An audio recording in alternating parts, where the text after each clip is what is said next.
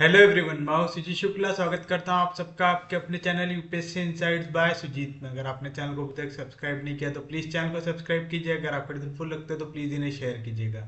आपका चैनल को सब्सक्राइब करना मोटिवेट करता है कि हम इस तरीके से आपके लिए क्वालिटी कंटेंट लाते हैं। बिना टाइम वेस्ट कर शुरू करते हैं हमारा आज का टॉपिक। आज हमें देखना है stable equilibrium, unstable equilibrium and neutral equilibrium. तो चलिए इनकी डेफिनेशन लिखते हैं और समझते हैं इनका मतलब क्या होता है। तो लिखिए पहला, stable equilibrium, when slightly displaced the system generate forces that bring it back to original position. The system is at a minimum potential energy state. तो चलिए क्या कह रहा है स्टेबल इक्विलिब्रियम के लिए। सपोज करो कि आपके पास एक कटोरी है। ये एक कटोरी है। इस कटोरी में आपने एक कंचे को रखा हुआ है। तो आपको ही पता है, अगर आपकी कटोरी एकदम ऐसी गोल वाली है तो उस पर आपने कंचे को रखा हुआ है, तो जो कंचा है वो कहाँ पे आके रुकेगा? एक सेंटर पे आके रुकेगा, उस कटोरी के सबसे नीचे वाले पॉइंट में। आप अगर उस कंचे को थोड़ा सा ऊपर लेके जाने की कोशिश करते हो तो क्या होगा? ये कंचा वापस से घसर के अपनी ओरिजिनल पोजीशन पे आ जाएगा।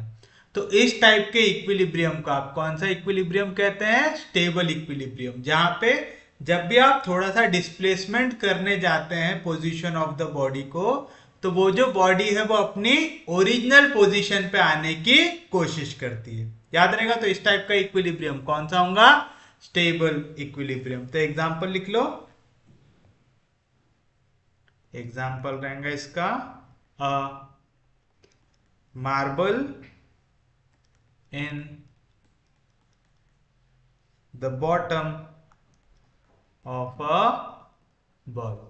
इस केस में उसकी पोटेंशियल एनर्जी स्टेट कितनी रहेंगी? मिनिमम रहेंगी। तो देख रहे हैं सबसे नीचे वाले पॉइंट में जहां पे ये रह सकता है, ये कंचे को आप यहां पे भी रख सकते थे, यहां पे भी रख सकते थे, है ना। लेकिन अभी वो कहां पे? अपने मिनिमम स्टेट पे। इसके अभी पोटेंशियल एनर्जी कैसी रहेंगी? मिनिमम रहेगी। याद रहेगा पक्के में। असल में जब हम ग्राफ बनाते हैं ना,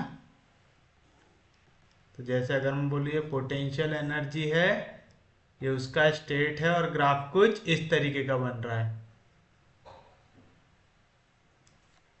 तो यहां पे देखिए, यहां पे मेरी पोटेंशियल एनर्जी कैसी है? मिनिमम है। तो यहां पे जो इक्विलिब्रियम आएगा वो कौन सा आएगा? Stable equilibrium. याद रखिएगा ये चीज। नेक्स्ट लिखिए,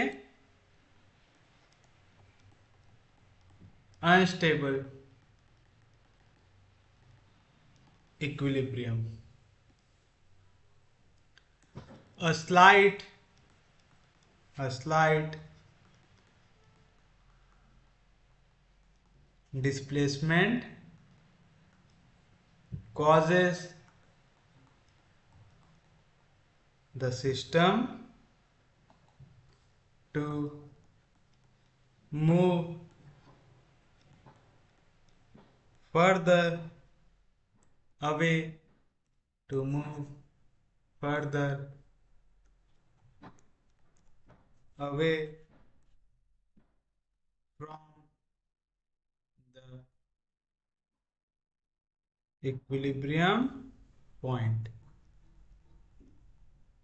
The system is at a maximum potential energy state. अब देखिए यहां पे क्या कह रहा है? अनस्टेबल इक्विलिब्रियम कब होगा? जब आप थोड़ा सा भी डिस्प्लेसमेंट करो तो जो आपका सिस्टम है वो मूव कराता है बॉडी को इक्विलिब्रियम पॉइंट से दूर। तो सपोज करो कि ये एक पहाड़ है, ये पहाड़ के टॉप पे मैंने एक बॉल को रखा हुआ है, रखें। अब ये अपनी मैक्सिमम पोटेंशियल एनर्जी में है ना, हमें पता है जितनी ज्यादा हाइट रहती है उतनी ज्यादा आपकी पोटेंशियल एनर्जी आ सकती है, तो अपना सिस्टम मैक्सिमम पोटेंशियल एनर्जी के स्टेट पे। अब अगर मैं इसको थोड़ा सा भी धक्का दूं तो क्या होगा? ये बॉल घसर के नीचे आ जाएगा। तो यहाँ पे क्या हो रहा है? थोड़ा सा भी डिस्प्लेसमेंट करने के बाद आपका जो सिस्टम है वो अवे मूव कर रहा है, किससे? इक्विलिब्रियम पॉइंट से। समझ में आया पक्के में? इजी है ना कंसेप्ट? कंसेप्ट ज्यादा हार्ड है क्या यहाँ पे? नहीं। तो चलिए लिखिए example. Ball at the top of a hill. Next लिखिए neutral equilibrium.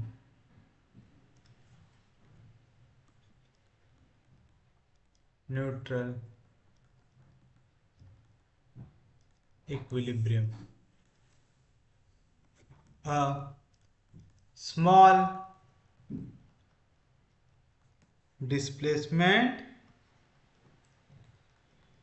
does not change the system's potential energy, so it stays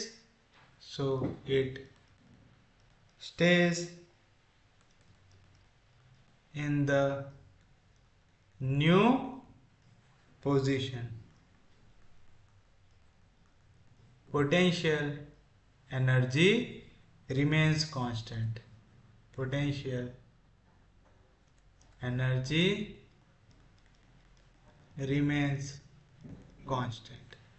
example, ये आपका घर है, आपके घर का फ्लोर है, इस पे मैंने एक बॉल को रखा हुआ हूं। आप इस बॉल को धक्का मारो, आगे जाके यहाँ पे रुक जाएगा वो। तो यहाँ पे क्या हो रहा है? आप अगर यहाँ पे डिस्प्लेसमेंट कर भी रहे हैं तो सिस्टम की पोटेंशियल एनर्जी चेंज नहीं हो रही, वो अपने नए पोजीशन में आके रुक जा रहा है ना। आपके घर का जो फ्लोर है वो एकदम ऐसा सपाट है हॉरिजॉन्टल है, उस पर आपने बॉल को हल्का सा धक्का मारा तो बॉल क्या होगा? थोड़ी दूर आगे जाएगा और फिर वहां पे रुक जाएगा। तो पहले पॉइंट पे दूसरे पॉइंट पे उसकी पोटेंशियल एनर्जी कैसी है? सेम। समझ में आ रहा है? तो यहाँ पे वो अपनी नई जो पोजीशन है वहां पे रुक सकता है। समझ में आ रहा है? यानी यहाँ पे जब वो रुक जा रहा है उसके बाद भी जो सिस्टम है वो कायम है, इक्विलिब्रियम में। तो ये भी पॉइंट लिख लो। If the force acting on it is in its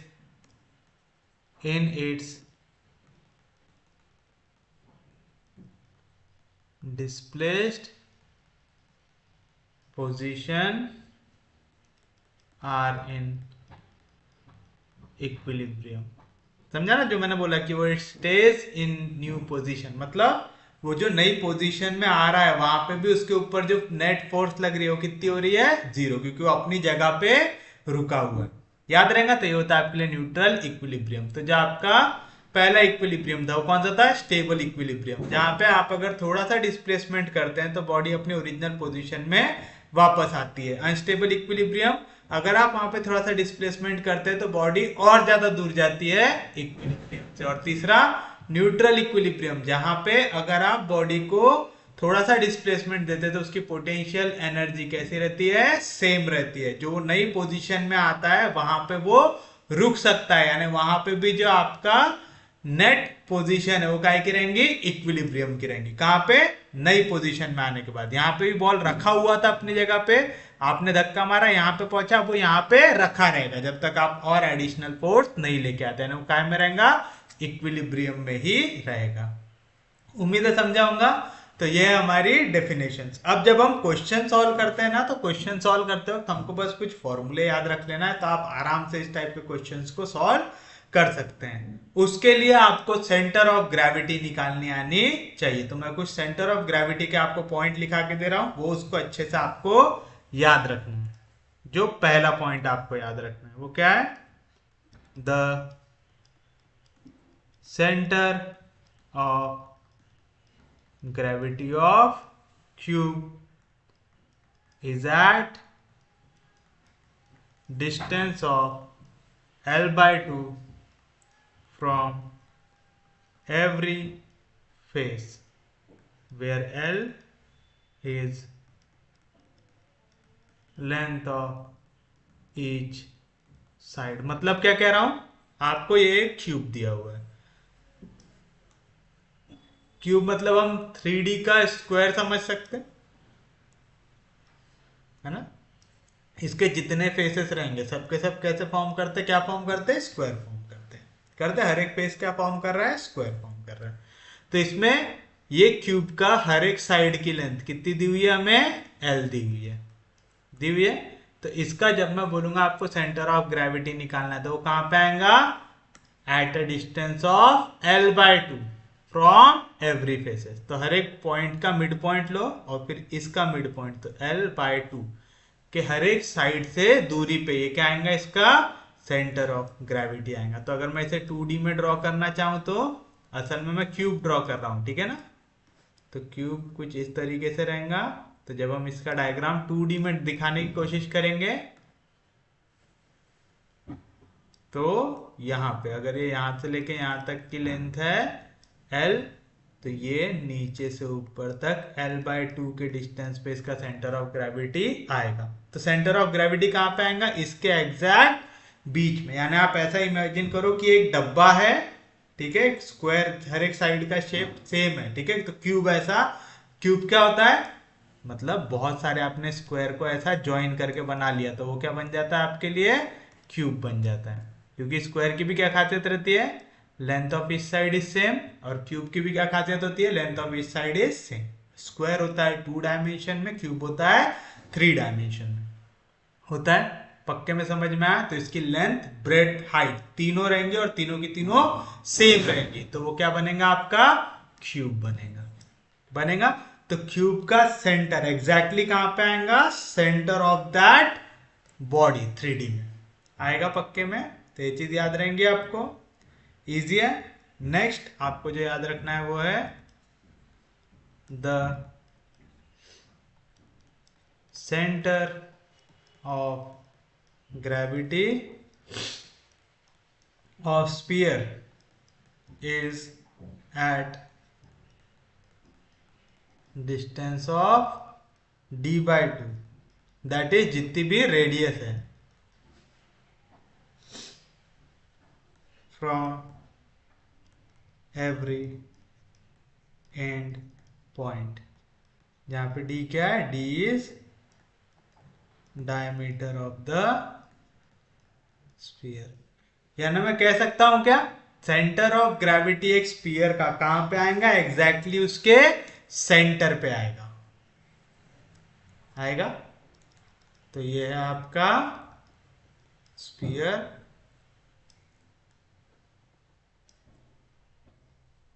तो ये जो एरिया आएगा, ये वाला जो पॉइंट आएगा, ये क्या आएगा? सेंटर ऑफ ग्रेविटी आएगा पक्के में।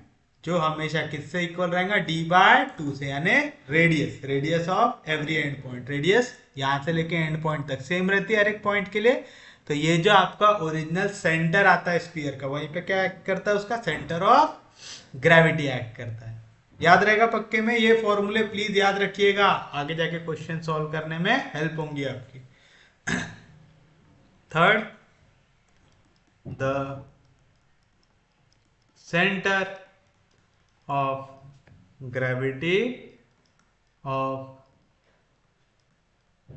hemisphere is at distance of 3r by 8 from its base measured along the vertical radius. अब क्या कह रहा है आपका, सेंटर ऑफ ग्रेविटी अगर आप निकाल रहे हैं एक हेमी स्फीयर का, तो ये कितने डिस्टेंस पर रहेगा, 3r/8 के डिस्टेंस पे। कहां से, जब आप इसको मेजर करेंगे इसके बेस से। तो सपोज करो ये है आपका एक हेमिस्फीयर,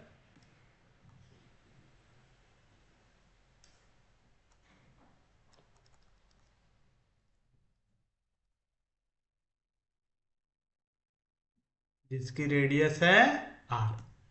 तो ये जो हेमिस्फीयर है, ये वर्टिकल इसमें अपने बेस से कितने डिस्टेंस पे एक्ट करेगा, 3r/8 के डिस्टेंस पे एक्ट करेंगे। यानी यहां से लेके यहां तक का डिस्टेंस रहेगा 3r/8 रहेगा। पक्के में, किसी को कोई दिक्कत नहीं, कोई डाउट नहीं। प्लीज ये फॉर्मूले याद कर लो, अभी आपको समझ में आ जाएगा आपको ये फॉर्मूले क्यों याद करना है, क्योंकि क्वेश्चंस पूरे इसी के ऊपर सॉल्व होने वाले हैं। उसके बाद एक और याद रख लीजिएगा कि the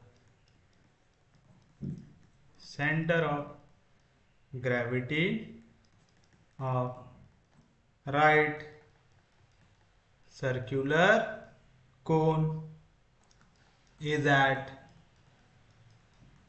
distance of h/4 from its base, measured along measured along vertical axis। अब क्या कह रहा है, अगर आपके पास दिया हुआ है एक राइट सर्कुलर कोन,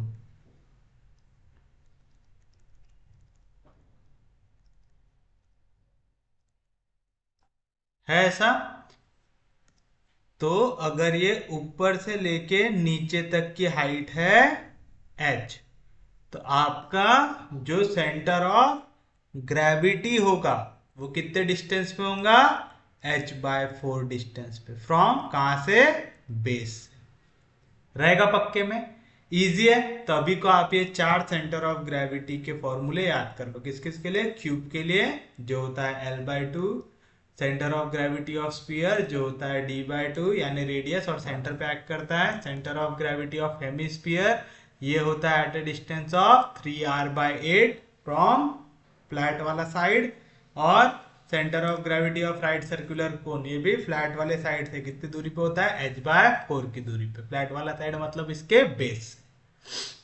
याद रहेगा, अगर आपको इतने सेंटर ऑफ ग्रेविटी के फॉर्मूले आते हैं तो बाकी फॉर्मूले हम डिराइव कर सकते हैं आगे की ओर। जैसे अगर दो बॉडी इनको मिला के बनाएंगे तब आपको फिर फॉर्मूला बनाना पड़ता है, वो कैसे बनाते हैं डायरेक्ट हम क्वेश्चन में समझेंगे। अभी आप सिर्फ इतनी चीजें याद रखिए। अब इसमें आपको क्वेश्चन किस तरीके का दिया होगा, एक बॉडी है उसके ऊपर दूसरी बॉडी रखी हुई है, तो वो कौन से टाइप के इक्विलिब्रियम में है, कितनी रेडियस के लिए इक्विलिब्रियम रहेगा, कब तक स्टेबल रहेगा, इस टाइप के क्वेश्चन आपको यहाँ पे पूछता है। तो उसके लिए आपको कुछ वर्किंग रूल्स याद रखने हैं। तो वर्किंग रूल क्या याद रखने हमें, body resting on another body. तो पहला आपको याद रखना है, if 1/h is greater than 1/r plus 1/r, तो ये आएगा equilibrium is stable. Second, if 1/h is less than 1/r, 1/r, equilibrium unstable. क्या कहना चाह रहा हूं यहाँ पे समझिए। हम ऐसा मान लेते हैं कि नीचे एक स्फीयर रखा हुआ है, इसके ऊपर मैंने एक हेमिस्फीयर रख दिया।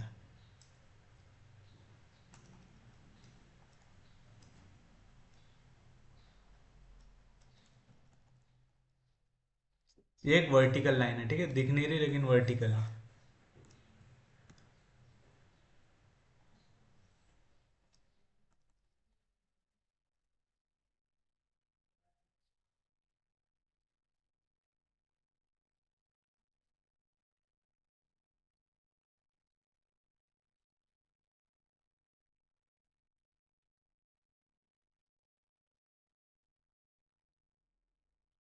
पहली बॉडी के लिए रेडियस ऑफ कर्वेचर मैंने डिनोट कर दिया आर। तो ये जो कैपिटल आर है ये क्या है, radius of curvature of lower body. जो ऊपर वाली बॉडी है इसको मैंने ले लिया radius of curvature small R. तो नीचे वाली बॉडी के लिए रेडियस ऑफ कर्वेचर लिया हूं कैपिटल आर, ऊपर वाली radius of body radius of curvature लिया हूं स्मॉल आर। मैं यहाँ पे रेडियस ऑफ कर्वेचर लिखते जा रहा हूं और आपको याद रखना है कि जैसे ही आपका इनमें से कोई भी एक सरफेस फ्लैट हो जाएगा, क्या कह रहा हूं मैं, जैसे ही इसमें से कोई भी एक सरफेस फ्लैट हो जाएगा तो फ्लैट बॉडी के लिए रेडियस ऑफ कर्वेचर कितना हो जाता है, इन्फिनिटी। तो अगर ऊपर वाली बॉडी फ्लैट हो गई तो उसके लिए रेडियस ऑफ कर्वेचर हो जाएगा इन्फिनिटी। अब जैसे मैंने बोला ये हेमिस्फीयर को या स्फीयर को मैंने रखा हुआ हूं एक फ्लैट सरफेस के ऊपर, तो अगर नीचे वाली बॉडी फ्लैट हो जाए तो रेडियस ऑफ कर्वेचर बड़ा आर की वैल्यू क्या हो जाएंगे, इन्फिनिटी हो जाएंगे। धीरे धीरे धीरे धीरे समझते जाइए, ठीक है। अभी अगर नहीं भी समझते रहा तो टेंशन लेने की जरूरत नहीं, धीरे धीरे आपको समझ में आ जाएगा। तो स्मॉल आर क्या है, रेडियस ऑफ कर्वेचर ऊपर वाली बॉडी का। कैपिटल आर क्या है, रेडियस ऑफ कर्वेचर नीचे वाली बॉडी का। और ये एच, एच क्या है, एच होती है हाइट किसकी, सेंटर ऑफ ग्रेविटी की। जैसे ये दोनों के दोनों टच कर रहे हैं पॉइंट ए पे, तो एच होती है हाइट सेंटर ऑफ ग्रेविटी की of upper body from the point of contact. ठीक है, तो सपोज यहां पे ये वैल्यू आ जाएंगी जी, जी हो गया सेंटर ऑफ ग्रेविटी किसके लिए, ऊपर वाली बॉडी के लिए। तो ये जो ए से लेके जी तक की वैल्यू उसे हम क्या कहते हैं, एच कहते हैं। तो यहाँ पे एच क्या होता है, height of centre of gravity, centre of gravity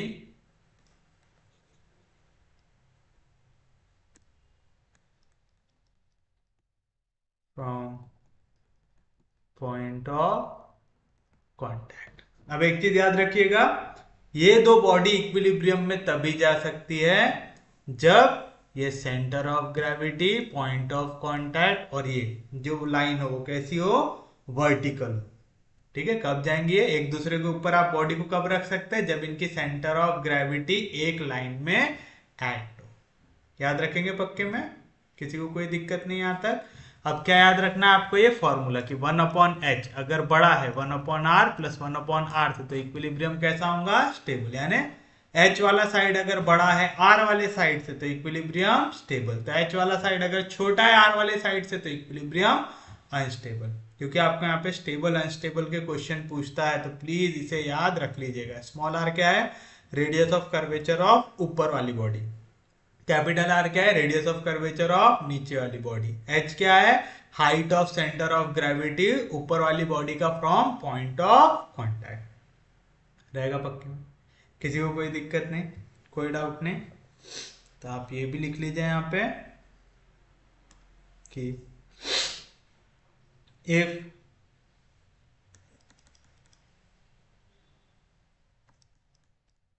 lower body, if lower body has plane face in contact, plane face in contact with upper body, then put capital R is equals to infinity। जैसा मैंने कहा कि अगर नीचे वाली body जिसके ऊपर आपने बॉडी रखा है वो अगर फ्लैट हो जाए, ठीक है, प्लेन फेस बना ले, तब आप इसके लिए रेडियस ऑफ कर्वेचर कितना ले लेंगे, इन्फिनिटी। तो इसका उल्टा, अगर ऊपर वाली बॉडी प्लेन बना है यानी फ्लैट सरफेस बना है, तो आप स्मॉल आर की वैल्यू कितनी लेंगे, infinity. if upper body has plane face in contact with lower body, then put small r is equals to infinity. याद रख लेंगे इतनी चीजें।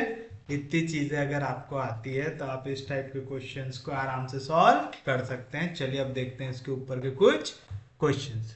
क्या याद रखना है, हाइट वाला साइड अगर बड़ा आ गया तो स्टेबल, और अगर रेडियस वाला साइड बड़ा आ गया तो अनस्टेबल। याद रहेगा। चलिए देखते हैं हम question.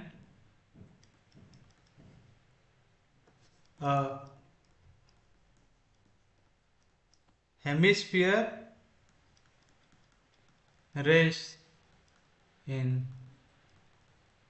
equilibrium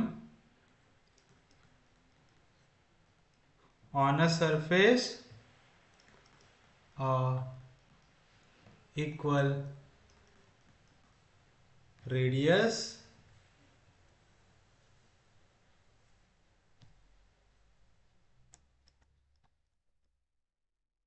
show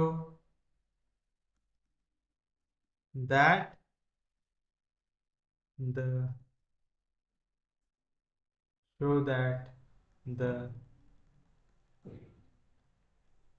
equilibrium is unstable when the curved and stable when the flat surface of the hemisphere rests on the sphere। अब देखें यहां पे क्या कह रहा है। यहां पे कह रहा है एक स्पीयर रेस्ट कर रहा है इक्विलिब्रियम पोजीशन में on a surface of equal radius, यानी जितनी स्पीयर की रेडियस है उतनी ही उस बॉडी की भी रेडियस है जिसके ऊपर आपका हेमिस्फीयर रखा हुआ है। अब यहाँ पे कह रहा है आपको प्रूव करना है कि यहाँ पे जो इक्विलिब्रियम रहेगा ये अनस्टेबल रहेगा जब आप कर्व्ड वाला पार्ट रेस्ट करोगे, और यहाँ पे जो इक्विलिब्रियम में स्टेबल रहेगा जब आप फ्लैट वाला सरफेस रेस्ट करोगे हेमिस्फीयर का ऑन द स्फीयर। यानी हमें दिया हुआ है जो दूसरी बॉडी है वो कौन सी है, एक स्फीयर है, दिया हुआ है ऐसा। तो अगर मैं यहाँ पे आपको दोनों केसेस बताना चाहूं तो पहले केस में ये अगर बॉडी है कुछ इस तरीके से है ऐसा, तो ये एक हेमिस्फीयर के ऊपर एक स्फीयर इस तरीके से रखा हुआ है, और दूसरे केस में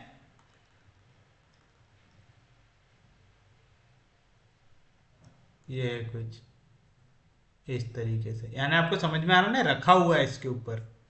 अब क्योंकि मैं यहाँ पे इस डायग्राम को 3D में बना रहा हूँ तो आपको थोड़ी कंफ्यूजन हो सकती है, असल में इस तरीके से, ठीक है। ये वाला पार्ट इसके ऊपर ऐसा रखा हुआ है, वो जो हेमिस्फीयर उसको आपने बीच से काटा है और ऐसा रखा हुआ है। तो आप इसे इस तरीके से इमेजिन करो कि आपके घर में नींबू है, अब वो नींबू का आपने बीच से काट दिया। एक नींबू के ऊपर आप दूसरे नींबू को ऐसा करके रख रहे हैं, तो कटा वाला पार्ट जो है, जो उसका अंदर से जहां से रसा निकलता वाला पार्ट ऊपर आसमान की तरफ देखता हुआ है, और ये जो गोल वाला पार्ट है धरती की ओर है। तो इस तरीके से रखा हुआ है। फिर आपने क्या किया, कटे हुए नींबू को उल्टा रख दिया, ठीक है, किसके ऊपर, एक स्पीयर के ऊपर रख दिया। तो जब आप 2D में डायग्राम बनाओ ना तो थोड़ा आसान बनता है, 3D में थोड़ा कंफ्यूजन होने के चांसेस ज्यादा रहते हैं, बट आप इमेजिन कर सकते हैं। आप नींबू काटे हैं, नींबू काट के आप रखते जा रहे हैं, तो कह रहा है जब आप नींबू को इस तरीके से रख रहे हैं, एक नींबू, कटे हुए नींबू को दूसरे नींबू के ऊपर ऐसा रख रहे हैं, तो ये अनस्टेबल इक्विलिब्रियम है।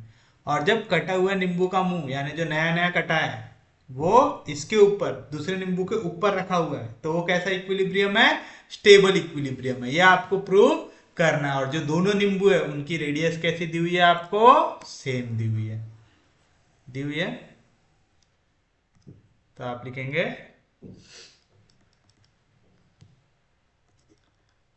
here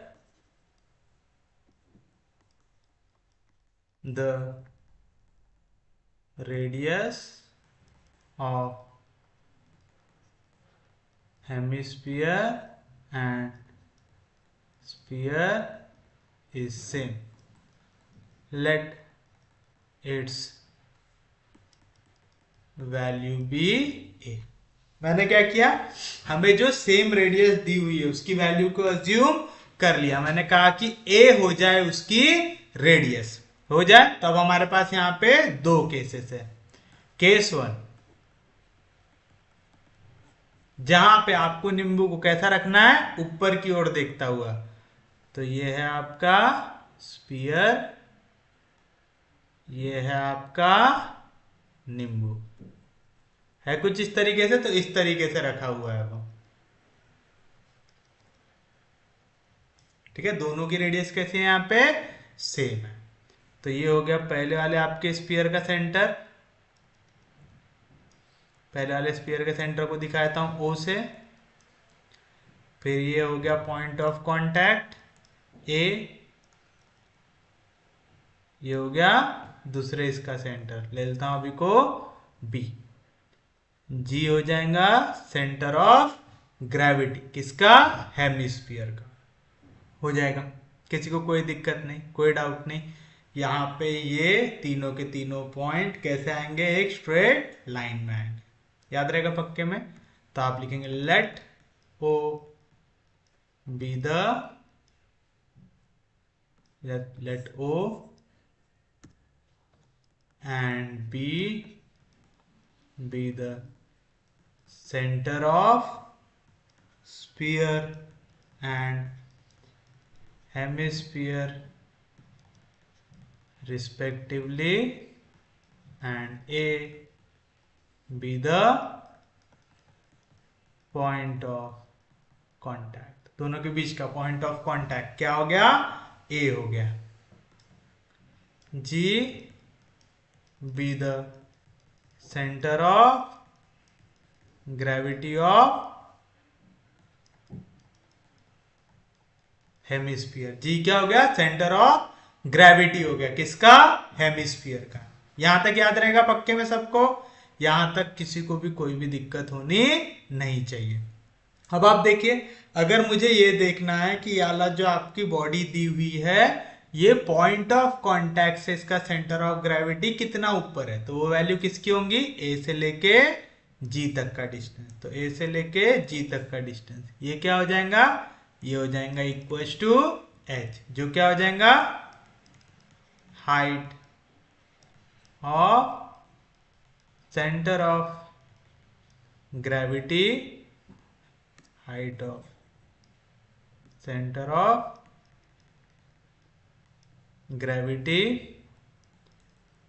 of hemisphere, of hemisphere above the point of contact. और यहां पे आप एक लाइन डाल देंगे, as the body is in equilibrium, as the body is in equilibrium, this implies O A G B. मतलब ये तीनों के तीनों एक स्ट्रेट लाइन में आ रहे हैं, lies in a vertical line. मतलब ये तीनों के तीनों एक स्ट्रेट वर्टिकल लाइन में लाए करेंगे।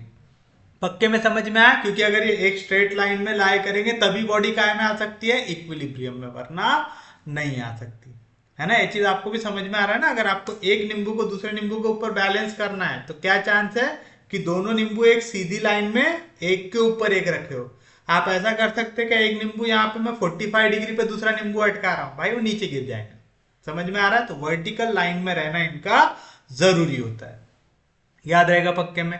बस अब आपको यहाँ पे h की वैल्यू निकालना है, हमें रेडियस ऑफ कर्वेचर लेना है। अब यहाँ पे दोनों की दोनों बॉडी की तरफ थोड़ा सा गौर से देखिए। रेडियस ऑफ कर्वेचर, पहली बॉडी याद रखना, जब भी आपके पास स्पीयर हो, हेमिस्फीयर हो, रेडियस ऑफ कर्वेचर इक्वल आएगा रेडियस से अगर कर्व्ड सरफेसेस कांटेक्ट में हो तो, ठीक है।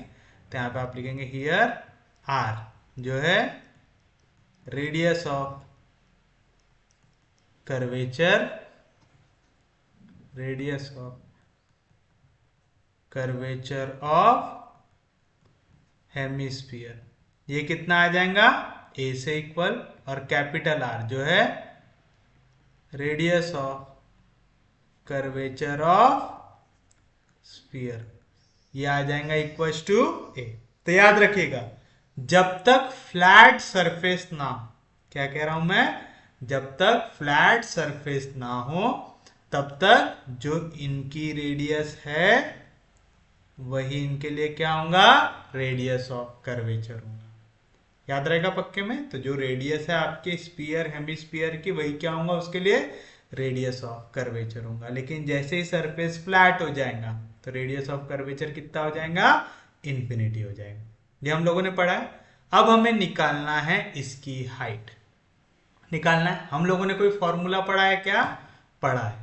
हम लोगों ने क्या पढ़ा है, जब भी हम हेमिस्फीयर की बात करें तो ये कटे हुए नींबू के साइड से अगर मैं हाइट नापना चाहूं जी की, तो वो कितनी आती है, 3r/8 आती है। तो मुझे इतना पता है कि यहां पे अगर ये कटा हुआ साइड है, ये अगर कटा हुआ साइड है, तो ये कटे हुए साइड से नीचे वाली वैल्यू कितनी आती है, 3r/8। यहाँ पे रेडियस को मैंने कैसे डिनोट किया हूं, a से, तो इसकी वैल्यू कितनी आ जाएंगी, 3a/8। तो ऊपर से 3a/8 है। टोटल जो रेडियस है इस हेमिस्फीयर की वो कितनी है, a। तो अगर मुझे a से लेके g तक का डिस्टेंस निकालना है, ठीक है, तो अगर मुझे a से लेके g तक का डिस्टेंस निकालना है जिसकी वैल्यू है h, तो वो कैसे आएगा, आपको a b में से g b को करना पड़ेगा सबट्रैक्ट, समझा ना। a g b straight line में मुझे पता है कटे हुए पार्ट से सेंटर ऑफ ग्रेविटी आती है हमेशा 3r/8 डिस्टेंस पे आती है। यहाँ पे रेडियस की वैल्यू a, तो आ जाएगा 3a/8। और टोटल जो रेडियस है हमारी हेमिस्फीयर की वो कितनी है, a। तो अगर मुझे a से b पहुंचना है तो मुझे पहले a से g जाना पड़ेगा, फिर g से b, यहाँ पे प्लस g, इधर गया तो माइनस g b। तो a g की वैल्यू क्या आएंगी, a b minus g b आएगा। मतलब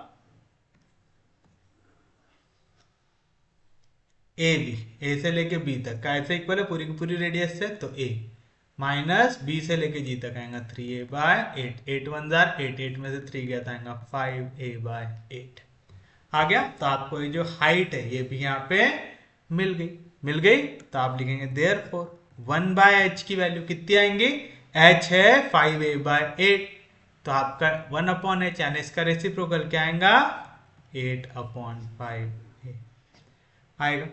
किसी को कोई दिक्कत नहीं। उसी तरीके से मैं और क्या निकालूंगा, ऑल्सो 1/r प्लस 1/r की वैल्यू तो आएगा 1/ रेडियस ऑफ कर्वेचर ऊपर वाली बॉडी के लिए कितना है, a, क्योंकि कर्व्ड वाला पार्ट आ रहा है यहाँ पे भी, plus radius of curvature of दूसरी बॉडी, दूसरी बॉडी का पॉइंट ऑफ कांटेक्ट में कौन सा पार्ट आ रहा है, कर्व्ड वाला पार्ट आ रहा है। कर्व्ड वाले पार्ट के लिए स्फीयर हो चाहे हेमिस्फीयर हो, रेडियस से इक्वल होता है, तो आएगा 1/a प्लस 1/a आएगा 2/a। दोनों को कंपेयर करना है तो दोनों का बेस सेम होना चाहिए। तो 5 से मल्टीप्लाई और डिवाइड कर दो, 5 2 जार 10 डिवाइड बाय 5 1 जार 5। तो यहाँ पे क्या आया वैल्यू, 10/5a आया, आया।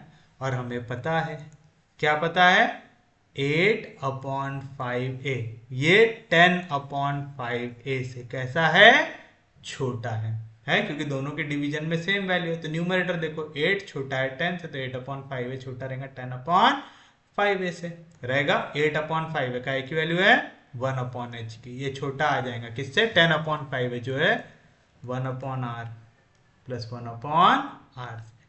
क्या याद रखने को बोला था मास्टर ने, अगर हाइट वाला साइड बड़ा है तो स्टेबल इक्विलिब्रियम, अगर हाइट वाला साइड छोटा है तो अनस्टेबल इक्विलिब्रियम आएगा। और देखो आपको क्या दिया हुआ था कि जब आप कर्व सरफेस को रखोगे तो आपका कौन सा आना चाहिए, अनस्टेबल आना चाहिए।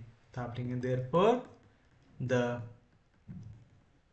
Equilibrium, therefore the equilibrium is unstable. अच्छा, हम यहाँ पे मेंशन भी कर देते हैं केस 1 में कि हमने कर्व्ड सरफेस को कांटेक्ट में रखा हुआ है।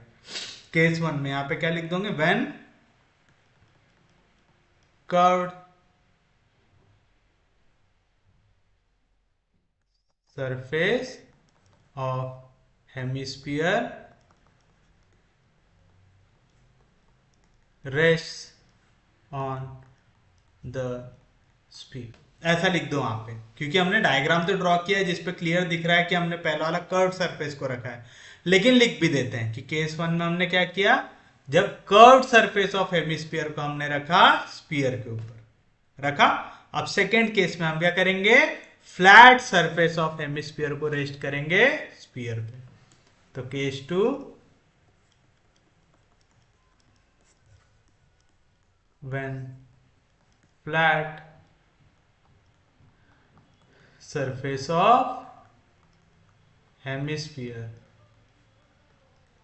rests on sphere।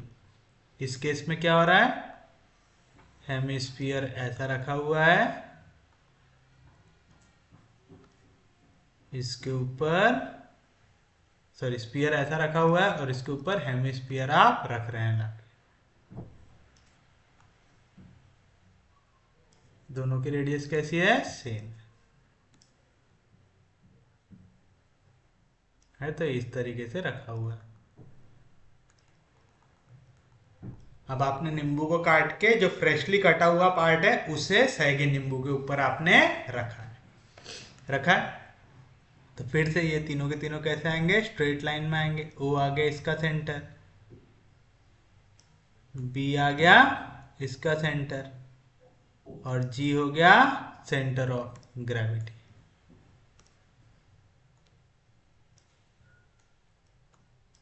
हो गया, किसी को कोई दिक्कत नहीं, कोई डाउट नहीं। तो चलिए इस केस में आपका जो हेमिस्फीयर की रेडियस है ना, जो सेंटर है, उसी के ऊपर आपने क्या किया है, आपके दूसरे स्फीयर के ऊपर रखा हुआ है। समझ में आया ना। तो ये जो बी है ये क्या है आपके लिए, सेंटर है हेमिस्फीयर का। ये जो सेंटर है हेमिस्फीयर का, अब ये रेस्ट कर रहा है किसके ऊपर, आपके स्फीयर के ऊपर कर रहा है। किसी को कोई दिक्कत नहीं। तो यहां पे भी हमारा जी है, here G is centre of gravity of hemisphere आएगा। बी क्या है, B is point of contact between sphere and hemisphere, and also B is the center of hemisphere आएगा। O क्या है, O is the center of sphere आएगा। किसी को कोई दिक्कत नहीं, कोई डाउट नहीं। तो चलिए बताइए, सबसे पहले जो ऊपर वाली बॉडी है, ऊपर वाली बॉडी कौन सी है, ऊपर वाली बॉडी है हेमिस्फीयर, जिसका फ्लैट वाला सरफेस है ना। जब आपने उसको काटा, ठीक है, आपने जब आपके नींबू को काटा तो नींबू का सरफेस अब कैसा हो गया, फ्लैट हो गया। जो साइड कटा हुआ है उसका सरफेस कैसा है, फ्लैट। और ये फ्लैट सरफेस को आपने अब क्या रखा हुआ है, स्फीयर के ऊपर रखा हुआ है। तो जो आप अपर बॉडी ले रहे हैं वो कैसी आ रही है, फ्लैट सरफेस के साथ आ रही है। और मैंने बताया था जब भी सरफेस फ्लैट हो जाएगा, जो पॉइंट ऑफ कांटेक्ट है वहां पे कौन फ्लैट आ रहा है आपको देखना है। यहां पे ऊपर वाली बॉडी फ्लैट आ रही है। तो radius of curvature of upper body, radius of curvature, radius of curvature of upper body, ये क्या लेना पड़ेगा आपको, इन्फिनिटी। यानी अब जो हेमिस्फीयर है उसका radius of curvature point of contact में कैसा आ रहा है, इन्फिनिटी। क्यों, क्योंकि अब आपने हेमिस्फीयर का वो वाला पार्ट पॉइंट ऑफ कांटेक्ट पे रखा है जो कैसा है, फ्लैट है। तो जब भी फ्लैट सरफेस आ गया, ठीक है, यानी एक प्लेन सरफेस आ गया, तो आपको वहां पे हमेशा जो रेडियस ऑफ कर्वेचर है उसको क्या लेना है, इन्फिनिटी ले लेना है। कैपिटल आर क्या हो जाएगा, radius of curvature of lower body, यानी स्फीयर। स्फीयर के तरफ से जो पॉइंट ऑफ कांटेक्ट में आ रहा है वो कैसा आ रहा है आपका, ऐसा कर्व्ड वाला बॉडी आ रहा है।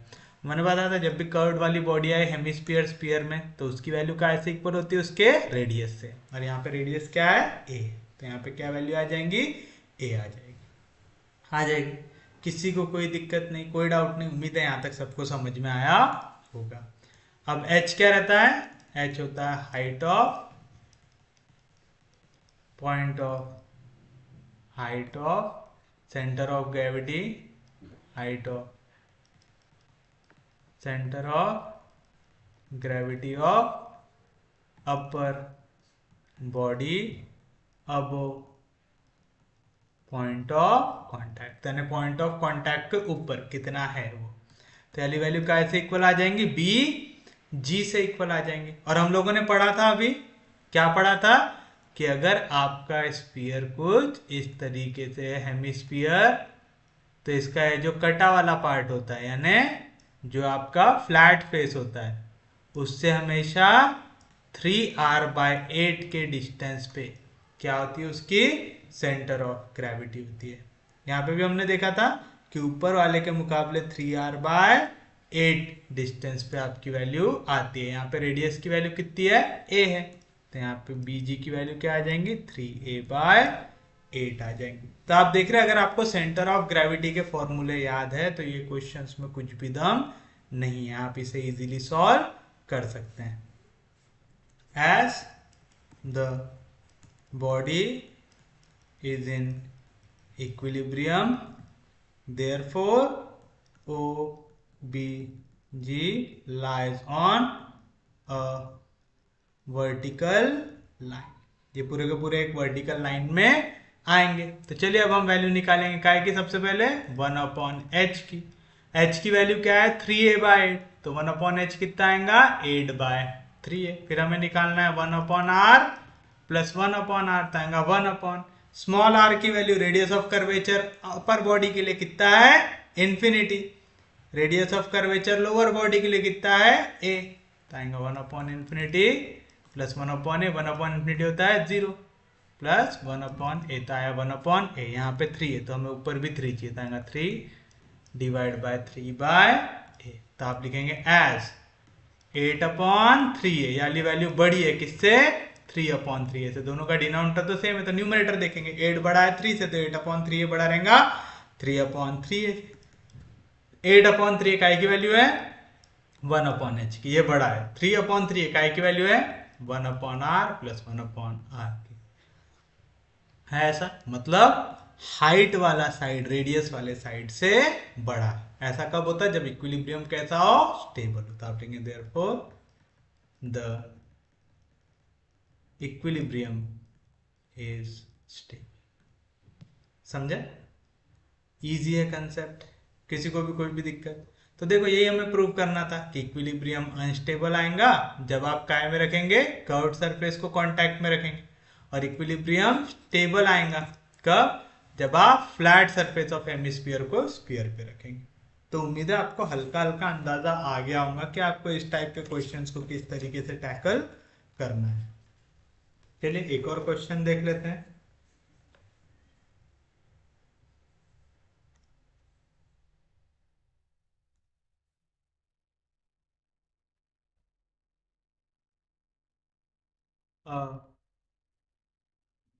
Uniform cubical box of edge A is placed on top of a fixed sphere. The center of the face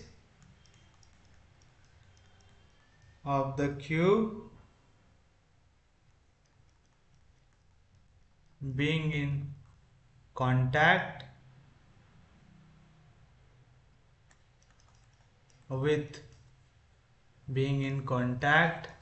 with the highest point of the sphere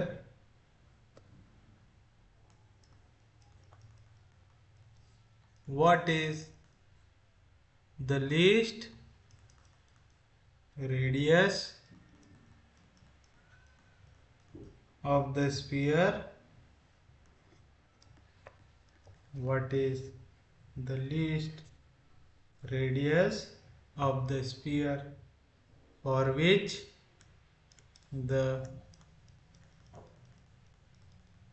equilibrium will be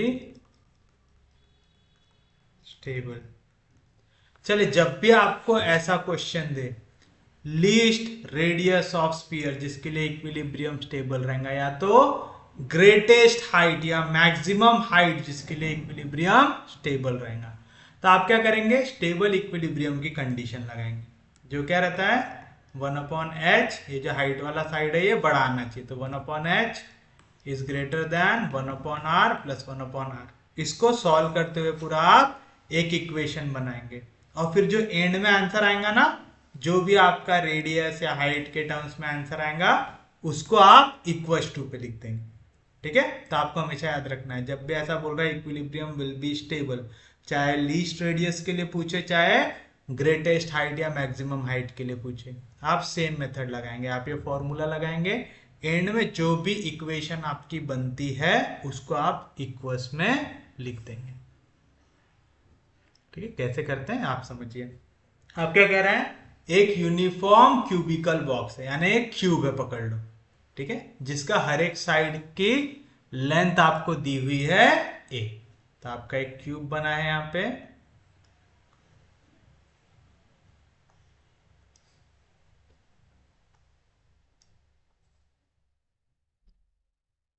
where length of each side is a है, तो इसका centre of gravity कहीं यहां पे आएगा, जो हर एक जगह से कितनी दूरी पे रहेगा, a/2 की दूरी पे रहेगा पक्के में। अब ये जो आपका क्यूब है, क्या कह रहा है, ये कांटेक्ट में किसके साथ, highest point of a sphere के साथ, मतलब ये स्फीयर की खपरी के ऊपर रखा हुआ है। तो ये है हमारा स्फीयर, ये स्फीयर के ऊपर ऐसा रखा हुआ है। अगर ऐसे में इमेजिन करना मुश्किल हो रहा है, तो सपोज कर लो 2D में ये है हमारे लिए हमारा क्यूब, ये ऐसा स्फीयर के ऊपर रखा हुआ है। तो अगर स्फीयर का सेंटर है O,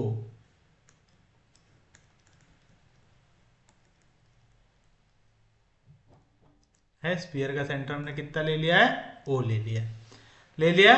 तो ये जो ओ जी है ये कैसा आएगा, एक स्ट्रेट लाइन में, और पॉइंट ऑफ कांटेक्ट को मैं नाम दे दूंगा ए। तो ये कुछ इस तरीके से आएगा, O point of contact A, centre of gravity G. मुझे पता है सेंटर ऑफ ग्रेविटी हमेशा कितने हाइट में रहती, अगर ये लेंथ है साइड की ए, तो सेंटर ऑफ ग्रेविटी कितनी दूरी पे रहेंगी, a/2 की दूरी पे, और ओ से लेके ए तक क्या रहेगा, इसकी रेडियस की वैल्यू। यहाँ पे हमें रेडियस दी हुई है क्या, what is the least radius of sphere for which equilibrium will be stable, हमें दी हुई है क्या, नहीं। तो मैं रेडियस को डिनोट करता हूँ आर से, क्योंकि ये लोअर बॉडी है, मैं कैसे दिखा रहा हूँ, कैपिटल आर से। आएगा ऐसा, किसी को कोई दिक्कत नहीं, कोई डाउट नहीं। तो मैंने यहाँ पे 3D में डायग्राम बनाया, और कंफ्यूजन ना हो उसके लिए 2D में भी इसे चिपका दिया हूँ। ठीक है, याद रहेगा पक्के में। तब यहाँ पे जितनी चीजें हम उसे मेंशन कर देते हैं। तो आप लिखेंगे कि late R be the radius of sphere, R क्या होगा हमारे लिए, radius of sphere, and O be its center, A be the point of contact, A be the point of contact between, A be the point of contact between sphere and a cubical box of edge A। Edge A मतलब length of each side is A दिया हुआ है, हमें दिया हुआ है।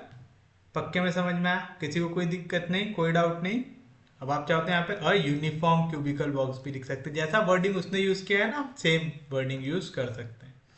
समझ में आया पक्के में? किसी को कोई दिक्कत नहीं? तो as the body is in equilibrium, ये बॉडी कायम है इक्विलिब्रियम में, तो as the body is in equilibrium यानी एक दूसरे के ऊपर रखे हुए कब रह सकते हैं? जब O A G R in a vertical line, यानी एक के ऊपर एक स्ट्रेट वर्टिकल लाइन में आने चाहिए, आने चाहिए। किसी को कोई दिक्कत नहीं? तो यहां पे एच क्या होगा हमारे लिए? Height of centre of gravity of upper body. Upper body क्या है? Cubical box.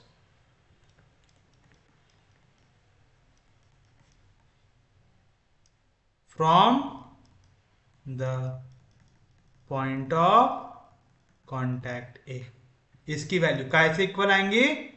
a/2 से आएंगी। कैसे आई समझाना सबको? याद रखिएगा, ये जो सेंटर ऑफ ग्रेविटी होता है एक क्यूब का, वो हर एक फेस से कितनी दूरी पे होता है? a/2 की। तो नीचे वाले फेस से भी a/2 की दूरी पे, यहाँ पे भी a/2 की दूरी पे, यहाँ पे भी a/2 की दूरी पे, इससे भी a/2 की दूरी पे, पीछे वाले से भी a/2 की दूरी पे, ये आगे वाले से भी a/2 की दूरी पे आएगा। तो ये एग्जैक्टली उसके सेंटर पे आता है, ये चीज आपको याद रखना है। तो ए से लेके जी तक का डिस्टेंस, यानी पॉइंट ऑफ कांटेक्ट से लेके सेंटर ऑफ ग्रेविटी तक का डिस्टेंस कितना आएगा? a/2। तो देयरफॉर 1/h की वैल्यू क्या आ जाएंगे? 2/a आ जाएंगे, आ जाएंगे। चलिए अब हम लेंगे r, तो आप लिखेंगे r, ये क्या होता है? r होता है radius of curvature of lower body. Lower body क्या है हमारे लिए? यहाँ पे स्फीयर है। हमने बताया था जब भी पॉइंट ऑफ कांटेक्ट आपका कर्व सरफेस आता है, तो उस केस में हम रेडियस को ही लेते हैं, centre of radius of curvature लेते हैं। तो यहाँ पे रेडियस कितनी अज्यूम किए थे हमने? आर। तो इसकी वैल्यू काय से इक्वल आ जाएंगी? आर से। स्मॉल आर की वैल्यू ये क्या रहेगा? Radius of curvature of upper body. ऊपर वाली बॉडी क्या है? एक फ्लैट सरफेस है ना? आपको अगर दिक्कत आ रही हो तो ये मैं एक क्यूब मान लेता हूँ, ये जो एक बुक है मैंने इसको क्यूब मान लिया हूँ, ठीक है? असल में क्यूब है क्या? नहीं, लेकिन मैंने एक डब्बा मान लिया कि ये डब्बा है। तो जैसे ये एक स्फीयर के ऊपर कांटेक्ट में आएगा, भाई इसका ये जो फ्लैट वाला सरफेस है ये कांटेक्ट में आ रहा है, तो सीधी सी बात है यहाँ पे रेडियस ऑफ कर्वेचर कितना आ जाएगा? इन्फिनिटी। क्योंकि जब भी प्लेन सरफेस आ जाए आपका कांटेक्ट में, तो उसके लिए हम रेडियस ऑफ कर्वेचर कितना ले लेते हैं? इन्फिनिटी ले लेते हैं। तो देयरफॉर 1/r प्लस 1/r की वैल्यू क्या आएगा? 1/स्मॉल आर है इन्फिनिटी, प्लस 1/r, 1/इन्फिनिटी 0 तो आएगा 0 प्लस 1/r, तो वैल्यू आ गई 1/r से इक्वल आ गई। अब हमें ये जो बॉडी है ये काय में चाहिए? इक्वल सॉरी स्टेबल इक्विलिब्रियम में चाहिए। तो आप लिखेंगे फॉर स्टेबल इक्विलिब्रियम। क्या बताया था मास्टर ने स्टेबल इक्विलिब्रियम के लिए? इक्विलिब्रियम क्या बताया था मास्टर ने? जो हाइट वाला साइड है वो बड़ा आना चाहिए रेडियस ऑफ कर्वेचर वाले साइड से, मतलब 1/h। 1/h की वैल्यू क्या है? 2/a। ये बड़ा आना चाहिए किससे? 1/r प्लस 1/r, इसकी वैल्यू कितनी आई? 1/r से इक्वल आई, क्योंकि 1/r की जगह क्या आ गया? इन्फिनिटी, 1/इन्फिनिटी 0, तो आ जाएगा 1/r से आना चाहिए। किसी को कोई दिक्कत नहीं? यहाँ पे r डिवीजन में, यहाँ पे जाएगा तो मल्टीप्लीकेशन में, ग्रेटर देन का सिंबल जैसा था वैसा, a डिवीजन में उधर जाएगा तो मल्टीप्लीकेशन में, 2 मल्टीप्लीकेशन में उधर जाएगा तो डिवीजन में, यानी जो आपकी रेडियस ऑफ स्पीयर आने वाली है वो बड़ी आनी चाहिए किससे? a/2 से। तो जो लीस्ट वैल्यू पूछ रहा है, मैंने क्या बताया था? लीस्ट रेडियस मैक्सिमम हाइट, दोनों के लिए आपने जो रिलेशन निकाला बस उसमें इक्वल डाल देना है। तो आप लिखेंगे हैंस हैंस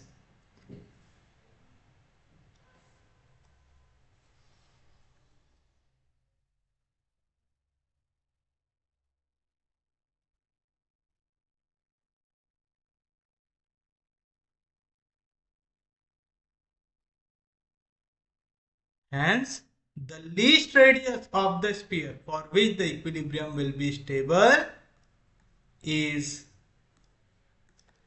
a by 2। समझ में आप? तो यहाँ पे जो भी आपको वैल्यू चाहिए वो यहाँ पे मिलेंगी। ठीक है, अगला क्वेश्चन ज्यादातर आपको लीस्ट रेडियस, मैक्सिमम हाइट या ग्रेटेस्ट हाइट के लिए पूछता है। तो आपको हमेशा इस तरीके की रिलेशन बनाना है। ठीक है, और जो भी फाइनल आंसर आता है यहाँ पे उसी को इज करके लिख देना। तो ये रहेगा आपके लिए आपका फाइनल आंसर। ऐसा करते हैं, आज का लेक्चर यहीं तक रखते हैं। कल हम इससे रिलेटेड थोड़े से पीवाईक्यू देखेंगे और फिर अलग टाइप के थोड़े से क्वेश्चन देखेंगे। इसी के साथ हमारा आज का लेक्चर होता है समाप्त। उम्मीद है आपको आज का लेक्चर समझ में आया होगा। अगर आपको लेक्चर समझ में आ रहे, यूजफुल लग रहे, तो प्लीज चैनल को सब्सक्राइब कीजिए, वीडियो को शेयर कर दीजिए। सबसे इंपॉर्टेंट चीज, पढ़ते रहिए, रिवाइज करते रहिए। हम लोग मिलेंगे कल, तब तक के लिए take care, have a nice day.